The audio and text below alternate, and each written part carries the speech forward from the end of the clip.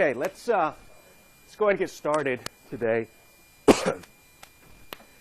If you can't tell, or you'll be able to tell pretty quickly, I've been under the weather for a few days. So luckily, your education comes before how I feel. Now, my ears are stopped up right now, so I can't really tell how loud I'm talking. Okay, I really can't tell how loud I'm talking, but hopefully it's loud enough. What I want to do today, now what we did Thursday, canceled class, but I did load 2 integrity videos covering the rest of chapter 3. You'll notice there was one short video, video 2, the bamboo that I used to write on, it wasn't functioning, but luckily it was only about 15 minutes worth. The third video took you through the rest of the chapter. Okay, so it covered all the ratios, went through every single ratio on the chapter. So if you haven't had a chance to watch that, okay, that's going to be the coverage of chapter 3. Other than today, I wanted to work a problem that I typically work as sort of a practice problem, just to make sure everybody understands what's happening in chapter 3 before we move to chapter 4, and then we have a test coming up. There should be 3 videos. It should be, if you go to, let me show you where the videos are.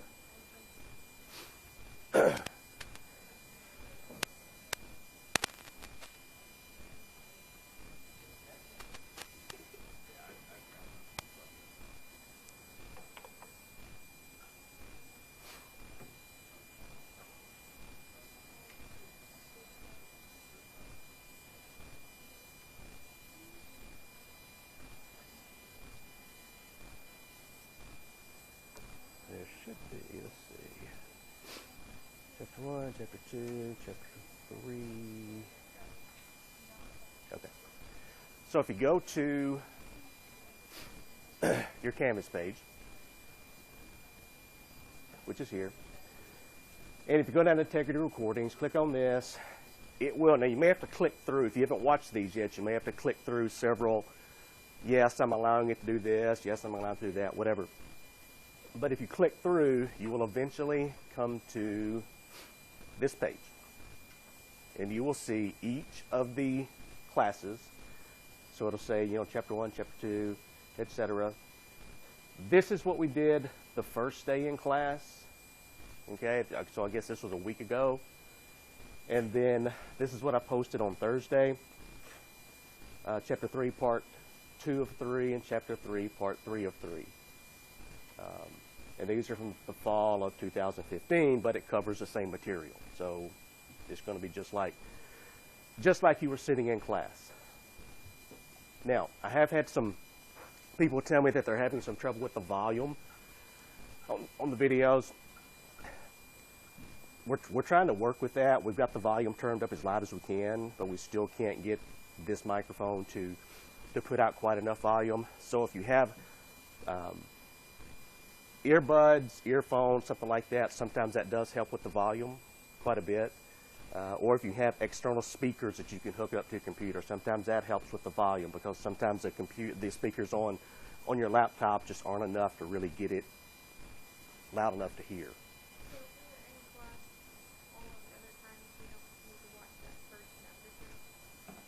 No, if you were here last Tuesday, you do not have to watch this.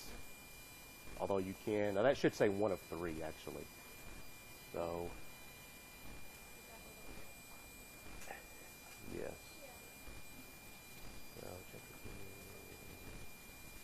We'll go ahead and change that while I'm thinking of it.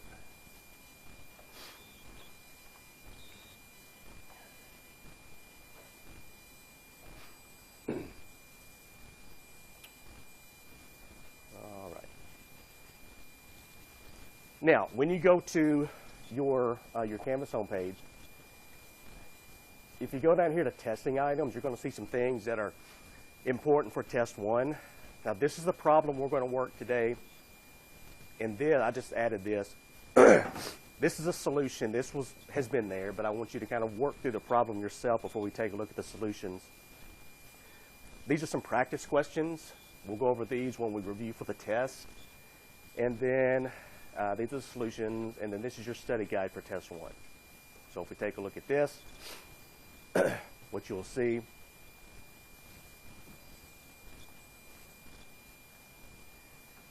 is basically, I mean, as you go down through here, if you follow through the slides or through your notes, you'll see that this pretty much corresponds to what we've covered in class day by day.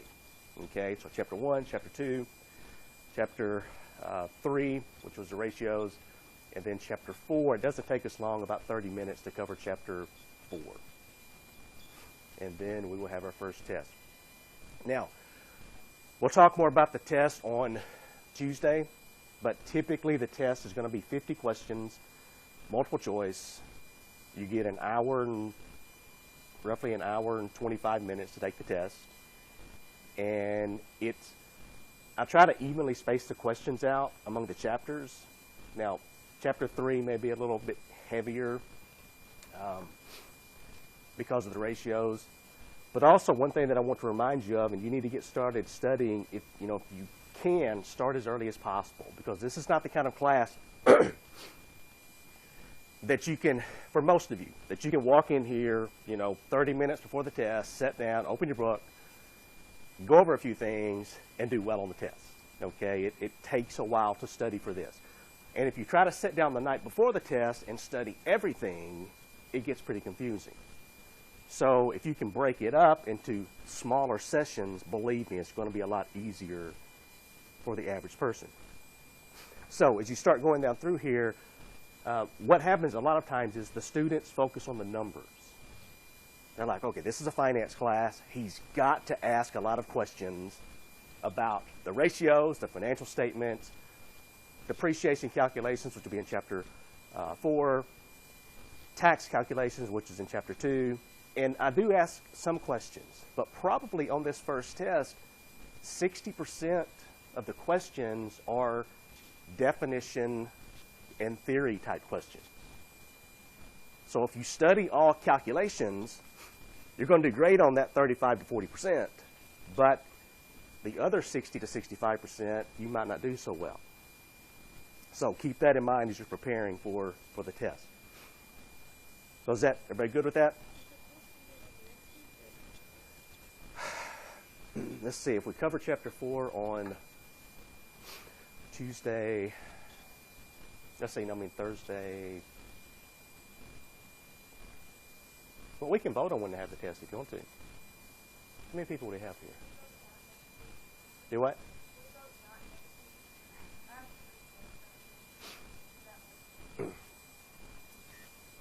You want to vote today, or do you want to wait until Thursday to vote?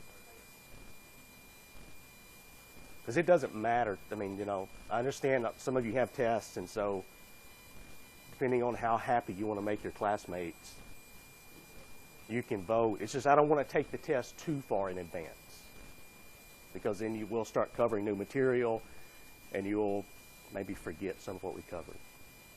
You want to wait until Thursday to take the test? To vote on the test?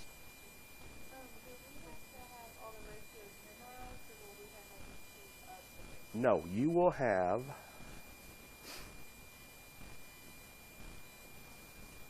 I think I actually have it here.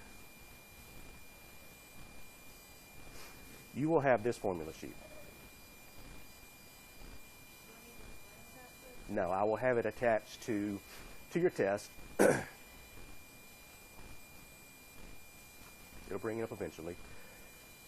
And it should have every formula that we've talked about, chapters 1 through 4.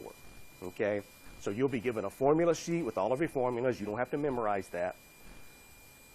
You will be given a tax table from chapter 2, and you will be given a depreciation schedule from chapter 4. Okay? So there's no memorization of any of that.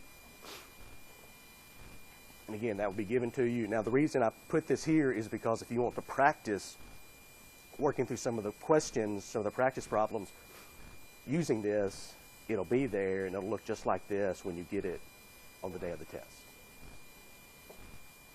All right, good question. Other questions?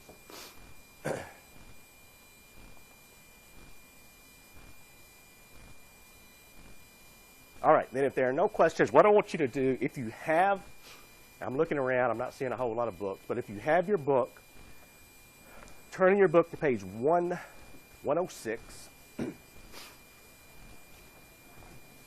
I'm actually going to bring this up. Now, I may have to go back and forth some between this. But this is the problem. This is problem 3-23 on page 106. And it continues on page 107. And so if you happen to have your, and you might not be able to see it too well on your phone, but if you happen to have your phone, you can go to Canvas, you can pull this problem up. If you don't, then I've got the income statement here. The balance sheet is here, and it's just a little bit too large to fit on one page. And so take just a few minutes, and what it basically asks for is it gives you these ratios. Current ratio, quick ratio, et cetera, et cetera.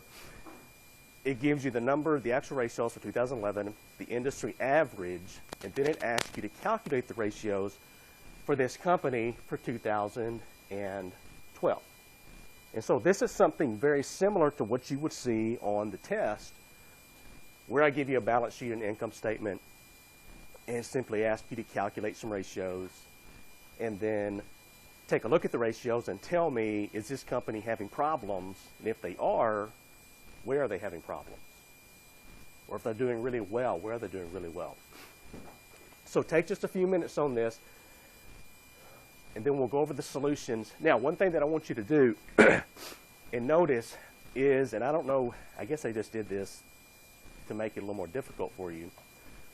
If you take a look at the income statement, or particularly the balance sheet, what you'll notice is some of the items that you need, for example,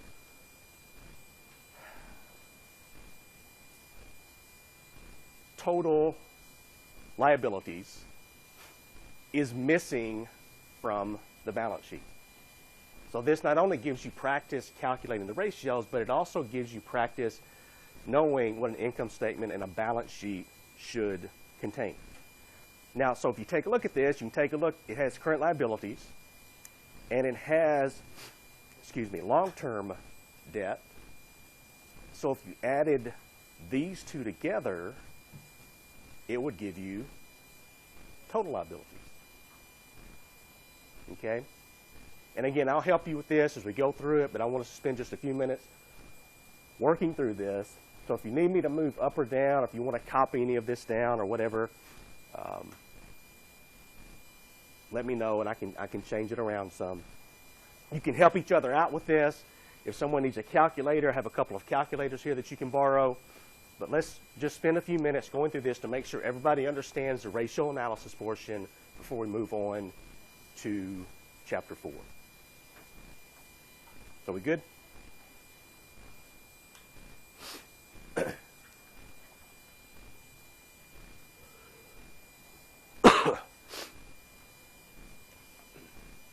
Does anyone need to borrow a calculator?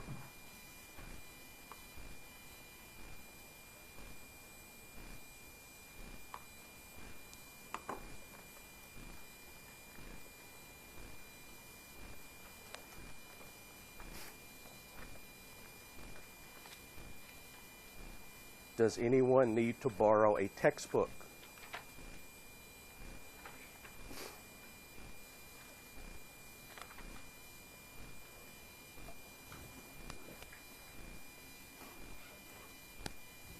And if you don't have a book, but you see somebody around you that does, I mean, that's fine. Get up and go over, buy them. That's not a problem.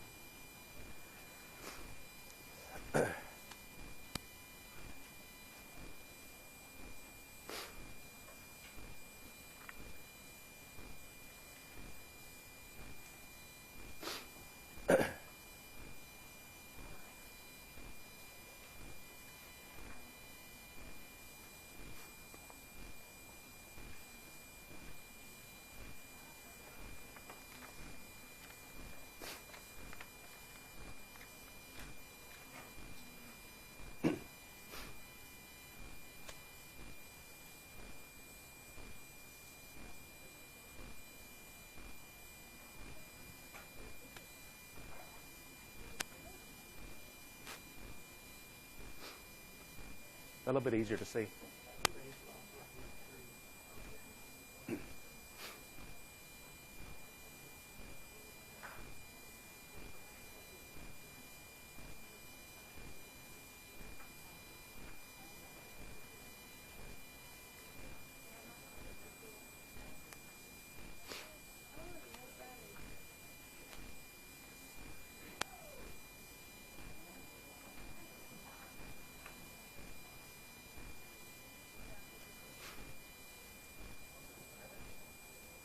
Now, if you need me to move this up to show the balance sheet, just let me know.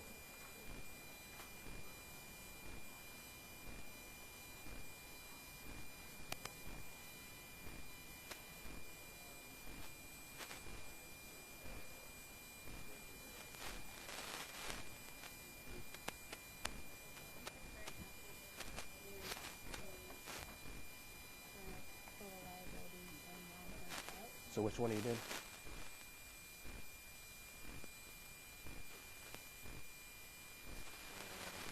Asset would be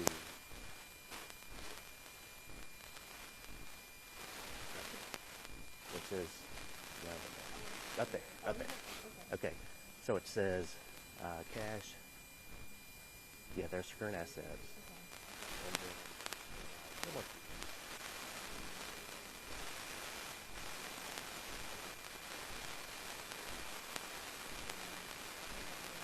So it's current assets divided by current liability.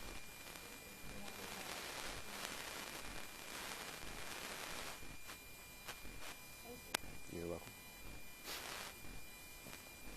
And you may want to change your calculator to 4 decimal places. That's it.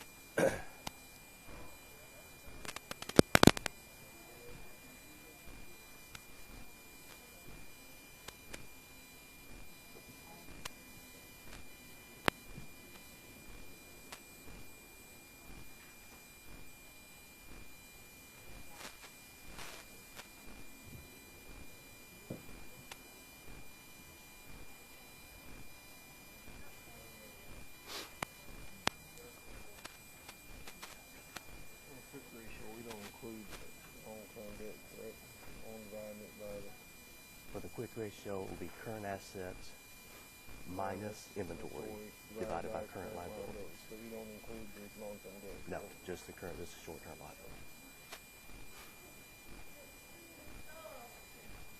Now, if you add the long-term debt to the current liabilities, that would give you your total liabilities.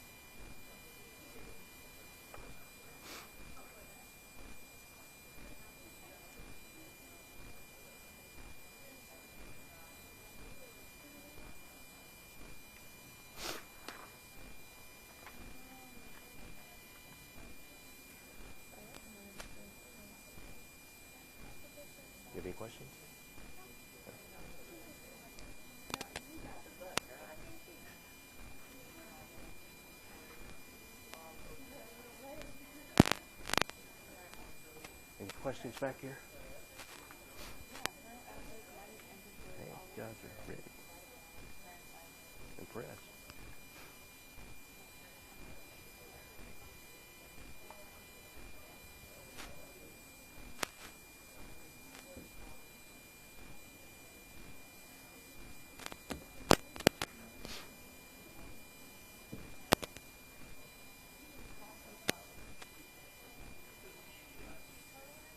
EBIT stands for earnings before interest and taxes. So if you take a look at your income statement here,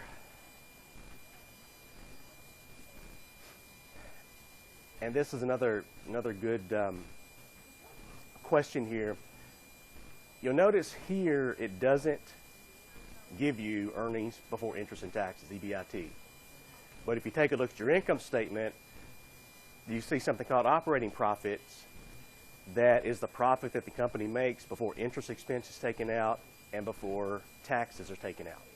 So operating profit is the same thing as earnings before interest and taxes. Okay, a good question.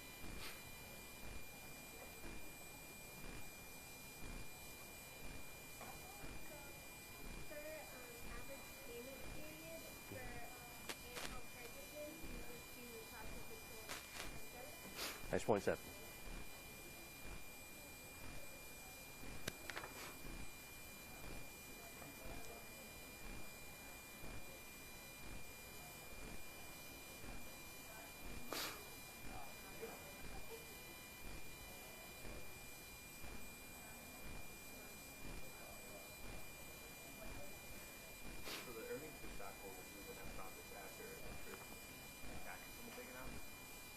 Say that again. Earnings available to common stockholders? Yeah, that after taxes and interest and dividends. Yes. And that this doesn't have any dividends. If it doesn't have any preferred stock dividends, Okay, so it's be net profit. So the bottom of the time one, where interest is on the bottom, is that just the interest expense? Say that again. Which So one? the time interest and ratio, It's just the interest just expense. the interest expense. Now, somebody brought up a good question. They said, are earnings available to common stockholders the same as net profit after taxes for this company? And what we talked about last week was, if a company has preferred stock dividends, then they would have net profit after taxes. They would then pay preferred stock dividends, and what's left is what's called earnings available to common stockholders. This company does not have preferred stock, okay? So no preferred stock dividends. So net profit after taxes is the same as earnings available to common stockholders. It's the same number.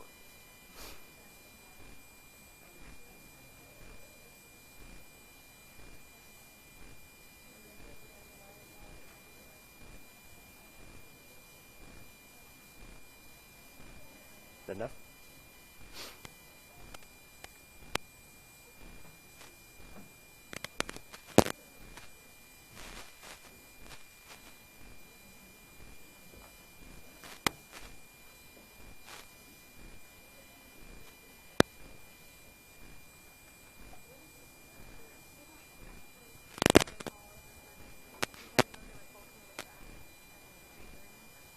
They can, yes.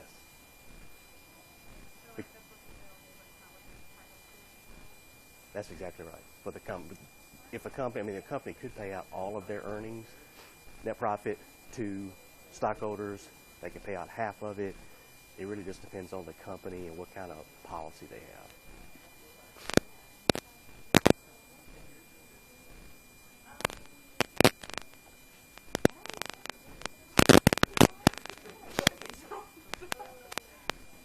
Okay, so the sales right here, for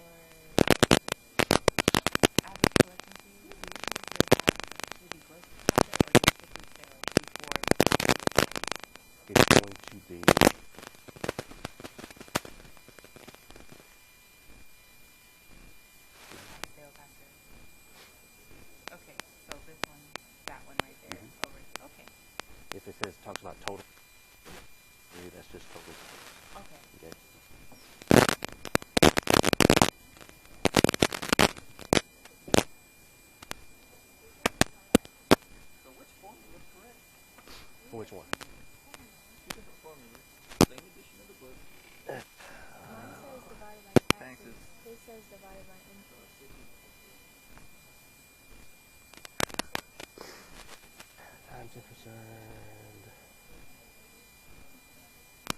it's going to be divided by interest.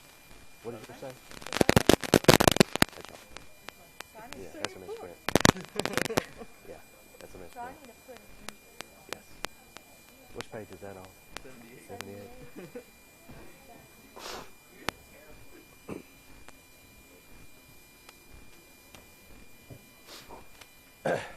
Okay, if you have your book with you, I want you to take a look at something really quickly. On page 78, for the times interest earned ratio, is that right? Okay.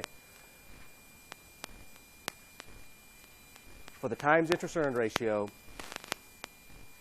and don't ask me why this is, I think it was actually like that maybe in my book, but in some books it says it's going to be operating profit, or EBIT, divided by interest expense.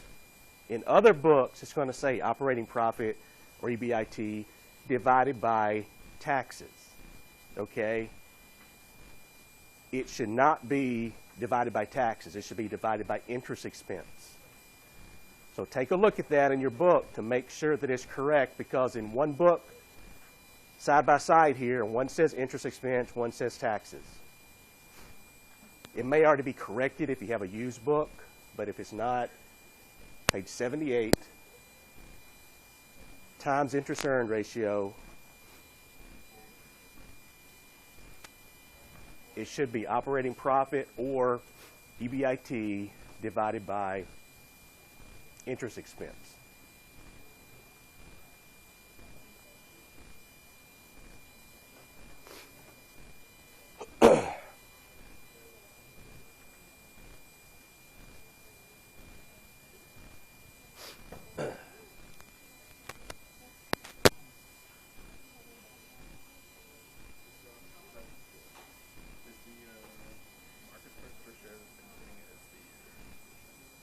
Now, the market price per share is what the stock is selling for on the stock market, so it'll have to be given to you somewhere in the problem. Take a look.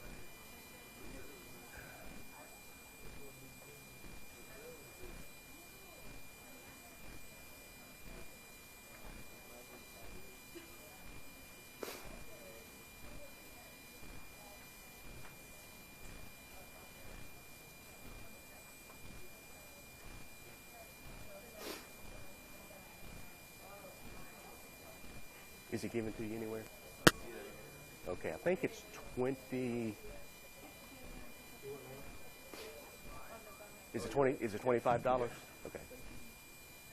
Yeah, if you're looking for the market price per share, which has to be given to you in the market to book ratio, the market price is given to you in the footnote. It's $25 per share. That's what the stock is selling for in the stock market right now.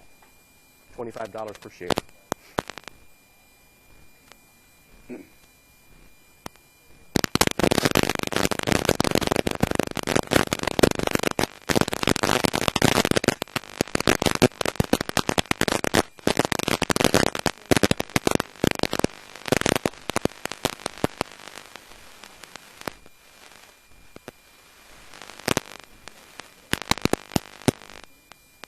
Earnings available to common stockholders?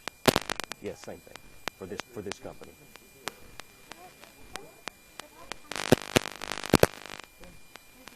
Right now, earnings will come back. Okay, how would you find Common equity, okay. It's going to be, what do they have here? Go to your balance sheet, very bottom of the balance sheet. Okay, so it's going to be common stock plus retained earnings. Those two. Yeah, typically it'll have a line item that says total stockholders' equity, but that's another one they just left out there for you to calculate. EBIT the same as retained earnings? No, it's the same as operating profit. If you go to the income statement, almost down towards the bottom, as you keep going up, right there. Okay. And then how do you determine your interest? Do what? Interest. What's the cost? How much is your interest expense? Yeah, because it was mostly Yeah, it's going to be on the income statement and the line item called interest expense. Oh, okay, so it's not a percentage. No. The margin. Available for common stockholders. What's that gonna be? It's going to be the same thing as net profit after taxes. 65. Yeah, 60.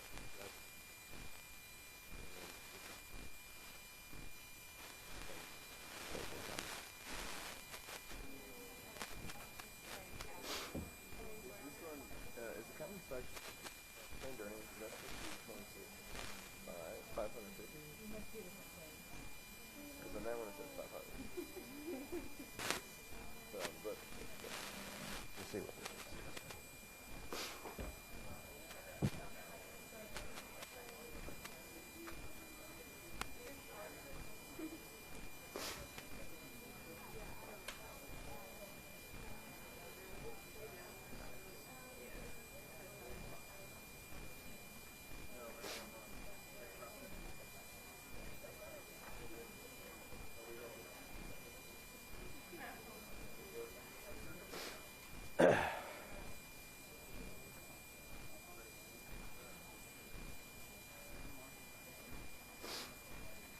Okay, I don't know, because I've got two different ones too.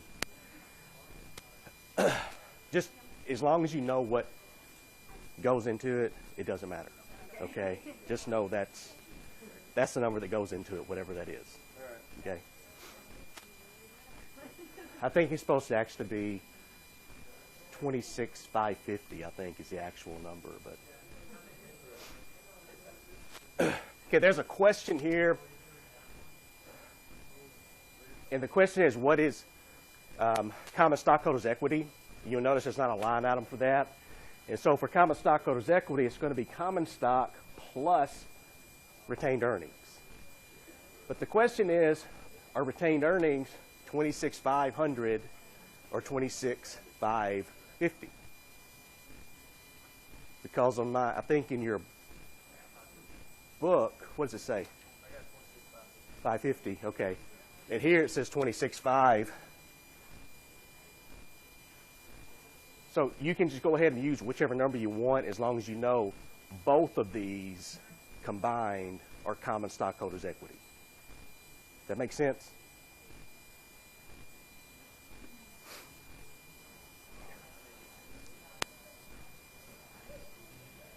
Does everything else match up on here with your book?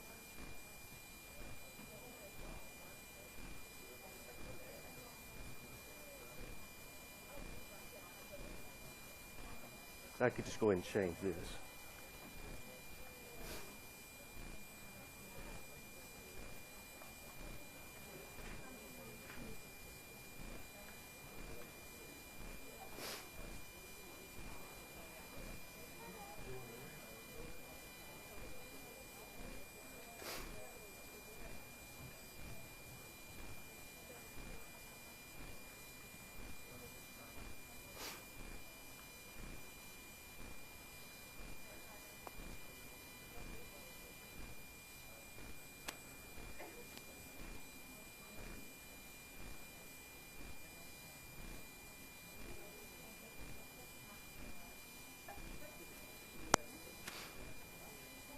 Any questions?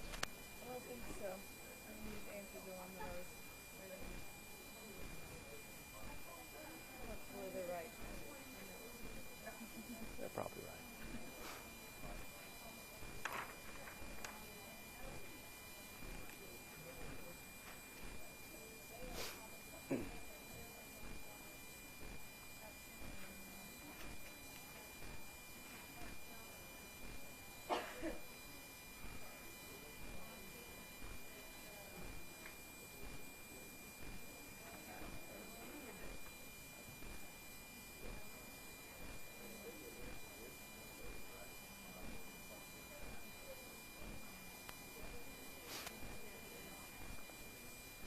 Any questions?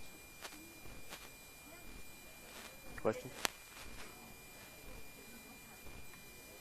You're staring awful hard at one. no, I'm just kind of I was on my computer and I had all my ratio sheets on there and everything. Okay. I'm just gonna have to really go back in there and do it. It's hard. Is it making sense though? I mean, most of it? Some of it is. Okay.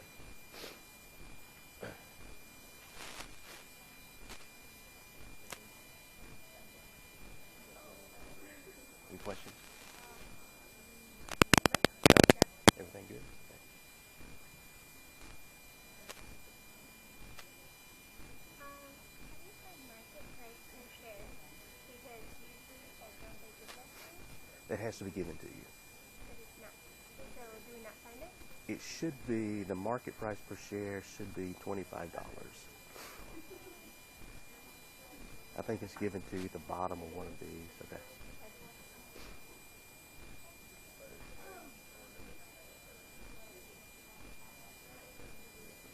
And also the number of shares outstanding, that has to be given to you also. The number of shares outstanding is like 3,000. Yes.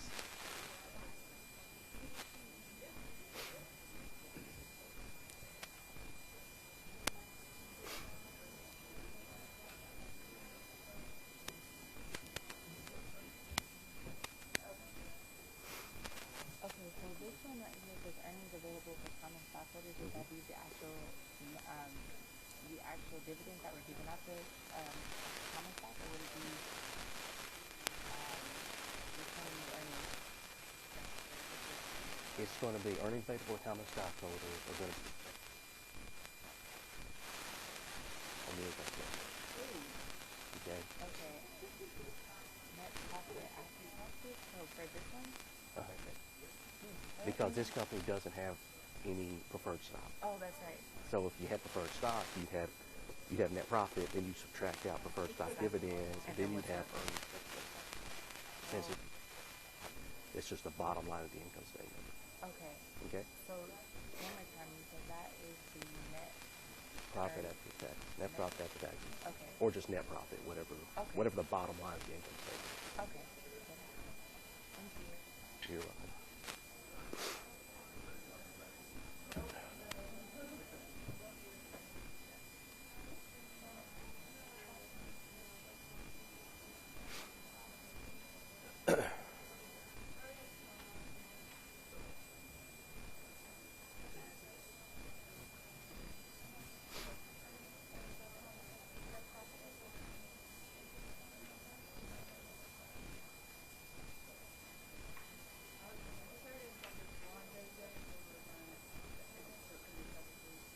Chapter 4. And it'll be online. Where our first time. Yeah, well.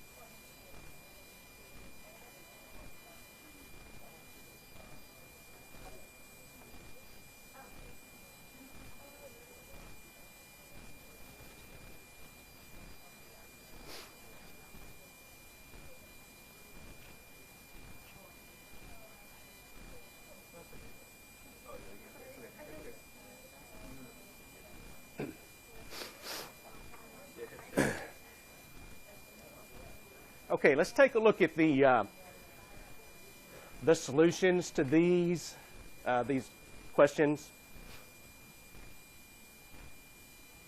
Because I'll make sure, again, that everybody understands this before we move on to Chapter 4. And if you're not understanding it, first of all, go back and listen to the integrity recordings. And then if you're still not understanding it, just let me know, make an appointment with me, and we can sit down and go through this just to get you where you need to be, okay?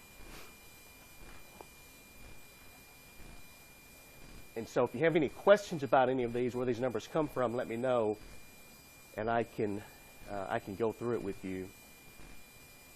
But I'll just kind of give you a chance to take a look at the first 4 or 5, and then I'll just move down a few more. So for the quick ratio, they always want the current liability, not total liability. Current liabilities, yes. Okay. Right. And for both of them, the current and quick, they want obviously current. Now, I'll just talk about a few of these. For example, the current ratio. This is simply takes the current assets divided by current liabilities, and so this company has 1.04 times as much short-term assets as it has short-term liabilities, and this is a measure of liquidity. The quick ratio is very similar. It's current assets, but we subtract out inventory because inventory is, or sometimes it's not very marketable. Okay, so we subtract that out, 0.38. Inventory turnover, how many times per year does this company go through its inventory? This company goes through it 2.33 times. We looked at a table in the chapter earlier where we showed that some companies go through inventory really often, others very slowly. It really depends on the market. We said supermarkets tend to go through inventory a lot because they have perishable items, so they have to sell it. They have to turn their inventory over. Average collection period. This is how long it takes the company to collect its accounts receivable. That's what other companies owe this company. And so to come up with that, the first thing you have to calculate is average sales per day. So we can calculate this. So sales divided by 365. What does 365 represent? Number of days in a year. Sometimes you will see this used as 360.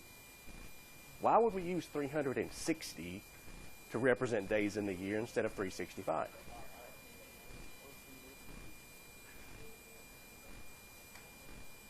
Okay, think about the number 360, the number of months in a year.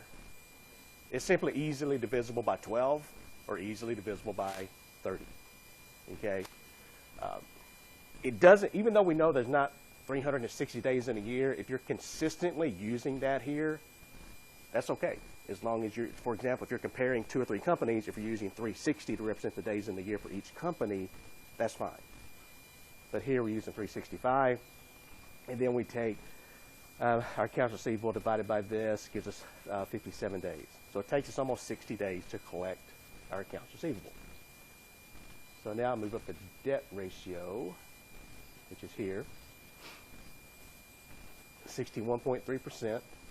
This simply tells us the percentage of what we own that's been financed with borrowed money or debt. So over 60%. The times interest earned ratio, operating profit divided by interest expense. Think of this as a measure of how much cushion you have if something goes wrong. The interest expense, the $6,100, that has to be paid. Okay, that's not optional. The company has to make their interest payments. So this company makes 2.79 times as much in operating profit as it has mandatory interest payments. And the larger this number, the more cushion the company has in case something goes wrong.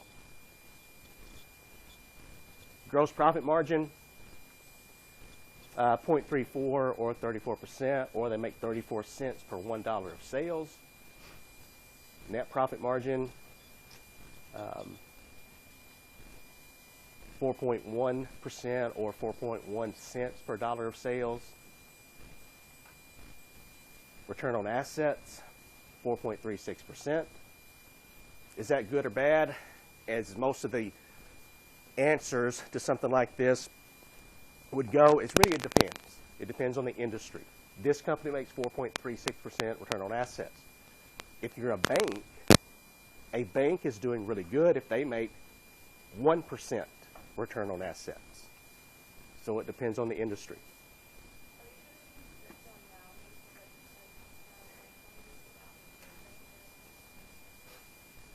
what I would prefer is set your calculator to 4 decimal places, round to 2 decimal places.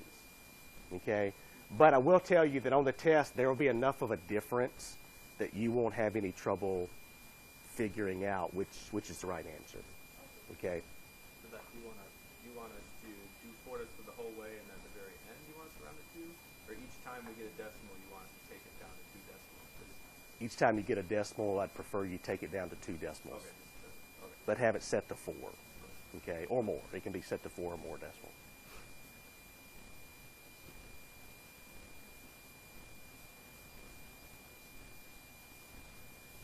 Okay, return on common stockholders' equity. This is going to be our net profit after taxes. Now, it doesn't give us total stockholders' equity. Typically it would, but it left that out. So what we're going to have to do is we're going to have to add common stock plus retained earnings? Is that what it is? Which are these 2 line items? 11.3%. Now keep in mind, return on common equity or common stockholders' equity, that doesn't mean that if you're a stockholder, you have earned 11.3% on your investment. It simply means that's what the company has earned on what stockholders have contributed to the company. And remember, stockholders are owners. Debt holders are who have loaned the company money. And then the market to book ratio, first of all, you have to be given the market value, $25.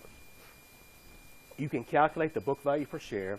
It's going to be the total stockholders' equity, which is what we added up here, divided by the number of shares outstanding. So on the books, on the balance sheet, this company is worth $19.35 per share. That's what it's worth on the balance sheet. In the market, it's worth $25 per share. That means investors are willing to pay a premium of 1.32 times as much in the stock market as it's worth on the balance sheet. And the higher this number, that tells us that the more excited stockholders are about the future of the company when the premium gets larger or the market to book value gets larger. And it's not unusual for some companies to have market to book values of 4 times, 5 times, 6. Now, when you start getting down around 1 for this one, you start having problems. Because think about it. What if this company had a market to book ratio of less than 1? Let's say it's 0.9.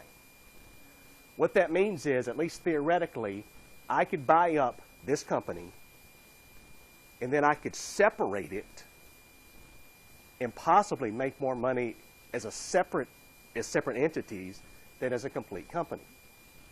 For example,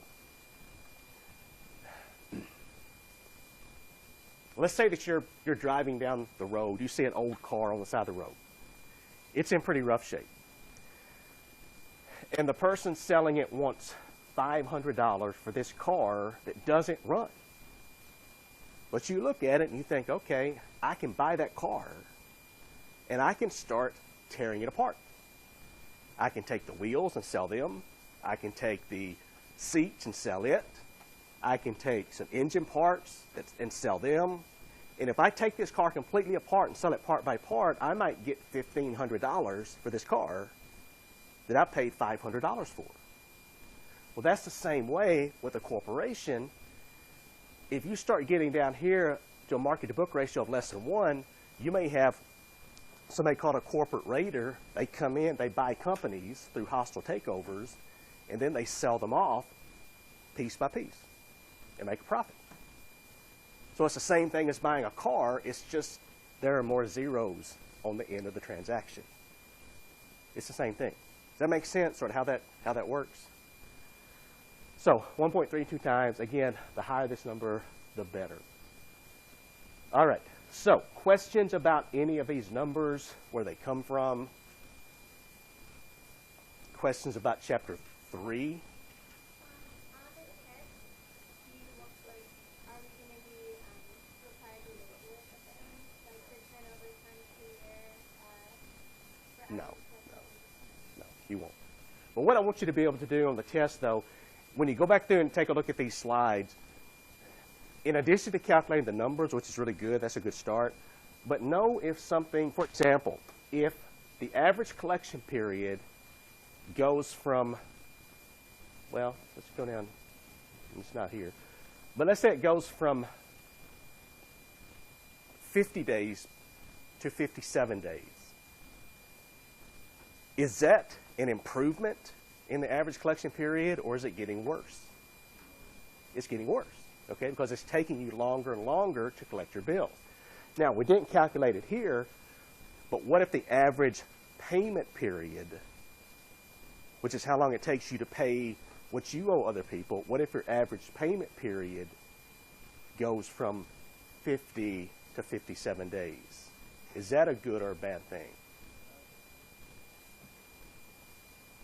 I mean, we don't really know for sure, but it could be a bad thing, because if it's taking you longer and longer to pay your bills, that might mean you don't have the cash coming in so that you can pay your bills on time. Now, a very simple solution to a problem such as I just mentioned was if your average collection period is increasing and your average payment period is increasing, what you may want to do is simply have a conversation with your collections department and ask them, why is this getting worse? Why aren't we collecting the money that's owed to us? And it may be as simple as sitting down with your collections manager, having a nice heart-to-heart talk with them and convincing them, we need to get this money in faster. Do you need more people to help?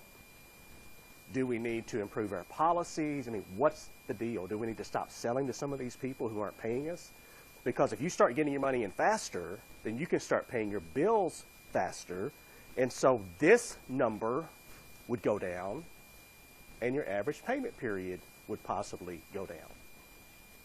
So you could solve that problem with just one conversation. Everybody follow me here on this, sort of how that works? A lot of times when people are doing stuff like this, they're looking at ratios, they try to make it really complicated. And if a company's having problems, they want to bring in highly paid consultants, spend a ton of money trying to figure out what the problem is. And there's nothing wrong with that, okay? But I would advise you start with the simplest solution. And if that doesn't work, then you can always get more complicated trying to solve the problem. But start with the simplest solution first. It might fix your problem, saves you some money, a lot easier. All right, so questions about any of these other numbers?